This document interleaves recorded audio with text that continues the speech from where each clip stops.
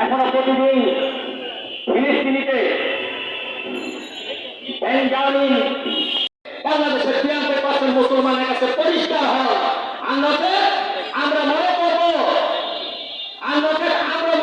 আপনি মুসলমান নয়, আপনি ইহুদিদের দল।